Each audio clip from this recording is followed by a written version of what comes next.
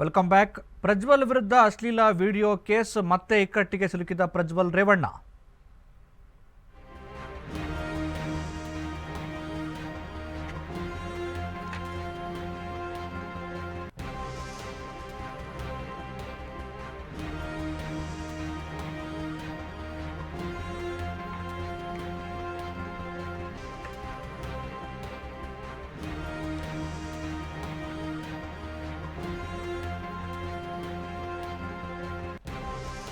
ಪ್ರಜ್ವಲ್ ವಿರುದ್ಧದ ಅಶ್ಲೀಲ video case ಮತ್ತೆ ಇಕ್ಕಟ್ಟಿಗೆ ಸಿಲುಕಿದ ಪ್ರಜ್ವಲ್ ರೇವಣ್ಣ. ಧ್ವನಿ ಬಳಿಕ ಪ್ರಜ್ವಲ್ ರೇವಣ್ಣ ಅಂಗಾಂಗ ಪರೀಕ್ಷೆ ನಡೆಸಲು ಎಸ್ಐಟಿ ನಿರ್ಧಾರ.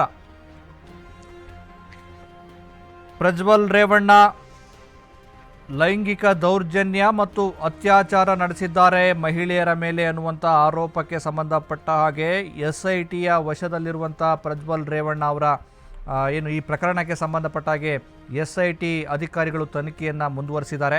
ಈಗ ಧ್ವನಿ ಪರೀಕ್ಷೆಯನ್ನು ಮಾಡಲಾಗಿದೆ, ಎಲ್ಲವೂ ಕೂಡ FSLಗೆ ಕಳಿಸಲಾಗುತ್ತೆ. ಧ್ವನಿ ಪರೀಕ್ಷೆಯ ನಂತರ, ಯಾಕಂದರೆ ಈ ಪ್ರಕರಣದಲ್ಲಿ ಮುಖ್ಯವಾಗಿ ಡಿಜಿಟಲ್ ಎವಿಡೆನ್ಸ್ ಬಹಳ ಮುಖ್ಯ ಆಗುತ್ತೆ. ಆ ಹಿನ್ನೆಲೆಯಲ್ಲಿ ಇದೀಗ ಅಂಗಾಂಗ ಪರೀಕ್ಷೆಗಳು ಬಹಳ ಮುಖ್ಯ ಆಗುತ್ತೆ. ಈಗ ಹೇಳಲಾಗ್ತಿತ್ತು ಪ್ರಜ್ವಲ್ ರೇವಣ್ಣ ಅವರ ಫೇಸ್ ಅದರಲ್ಲಿ ಏನು ಕಾಣ್ತಾ ಇಲ್ಲ, ಅದನ್ನು ಫೇಸನ್ನು ಅವಾಯ್ಡ್ ಮಾಡಿದ್ದಾರೆ ಅನ್ನೋ ಥರದ್ದು ಚರ್ಚೆಗಳು ನಡೀತಾ ಇದ್ದು. ಆದರೆ ಅಂಗಾಂಗಗಳು ಅದು ಪ್ರಜ್ವಲ್ ರೇವಣ್ಣ ಅವರದ್ದೇ ಅಂಗಾಂಗ ಅನ್ನೋ ಥರದ್ದು ಗೊತ್ತಾದರೆ, ಅವ್ರದ್ದು ಬೆರಳು, ಅವ್ರದ್ದು ಕೈ, ಅವ್ರದ್ದು ಕಾಲು ಇದು ಅವರದ್ದೇ ಅಂತೇಳಿ ಗೊತ್ತಾದರೆ ಸಾಕಾಗುತ್ತೆ. ಆ ಹಿನ್ನೆಲೆಯಲ್ಲಿ ಅಂಗಾಂಗ ಪರೀಕ್ಷೆಗೆ SIT ಮುಂದಾಗಿರುವಂಥದ್ದು.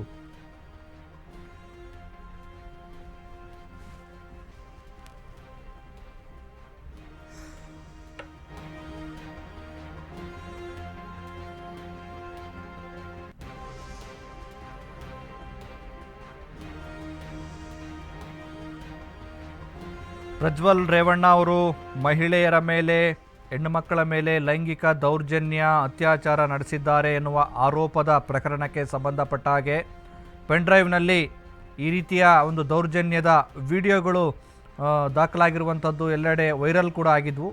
ಈ ಒಂದು ಪ್ರಕರಣಕ್ಕೆ ಸಂಬಂಧಪಟ್ಟ ಹಾಗೆ ಇದೀಗ ಏನು ಪೊಲೀಸರ ವಶದಲ್ಲಿ ಪ್ರಜ್ವಲ್ ರೇವಣ್ಣ ಇದ್ದಾರೆ. ಸೊ ಈಗ ತನಿಖೆಯನ್ನು ಮುಂದುವರಿಸಿರುವಂಥ ತನಿಖಾಧಿಕಾರಿಗಳು, SIT ಅಧಿಕಾರಿಗಳು ಒಂದೊಂದೇ ಏನು ತನಿಖೆಯ ಆಯಾಮವನ್ನು ವಿಸ್ತರಿಸಿಕೊಳ್ತಾ ಇದ್ದಾರೆ. ಯಾಕೆಂದರೆ ಇಲ್ಲಿ ಡಿಜಿಟಲ್ ಎವಿಡೆನ್ಸ್ ಮುಖ್ಯ ಆಗುತ್ತೆ. ಅವರ ಧ್ವನಿ ಪರೀಕ್ಷೆ ಮತ್ತು ಅವರ ಬಾಡಿ ಅಂದರೆ ಅಂಗಾಂಗಗಳು, ಅಂದರೆ ಈ ವಿಡಿಯೋದಲ್ಲಿರುವಂಥವ್ರು ಅವರೇನಾ, ಫೇಸ್ ಇಲ್ಲದೇ ಇದ್ದರೂ ಪರವಾಗಿಲ್ಲ, ಅಂದರೆ ಅವರ ದೇಹದ ಬೇರೆ ಬೇರೆ ಅಂಗ ಇದು ಇವ್ರದೇನಾ ಅನ್ನೋ ಥರದ್ದು ಚರ್ಚೆಗಳು, ಅಂದರೆ ತನಿಖೆ ನಡೆಸಬೇಕಾಗುತ್ತೆ. ಆ ಹಿನ್ನೆಲೆಯಲ್ಲೂ ಕೂಡ ಇನ್ನು SIT ಅಧಿಕಾರಿಗಳು ತನಿಖೆಯನ್ನು ನಡೆಸೋದಕ್ಕೆ ಮುಂದಾಗಿರುವಂಥದ್ದು.